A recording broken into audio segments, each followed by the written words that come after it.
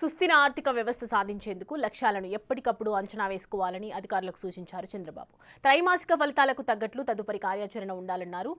జీఎస్టీపై ప్రణాళికా శాఖ సమర్పించిన 2025-26 ఆర్థిక సంవత్సరం మొదటి త్రైమాసిక వృద్ధి అంచనాలను సీఎం పరిశీలించారు. రెండంకెల వృద్ధిపై సంతృప్తి వ్యక్తం చేశారు. 17.1% వృద్ధి కోసం ఈ ఆర్థిక సంవత్సరంలో కృషి చేయాలని అధికారులకు సూచించారు.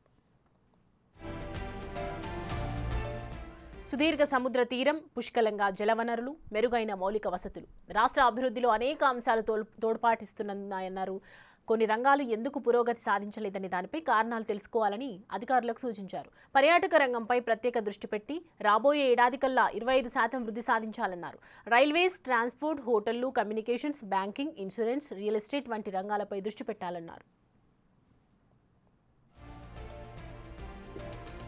జాతీయ సగటును మించి 2025-26 ఆర్థిక సంవత్సరం తొలి త్రైమాసికం జీఎస్టీపీలో వృద్ధి నమోదైంది. దీని విలువ 3,57,894 కోట్లు ఉంటుందని అధికారులు తెలిపారు.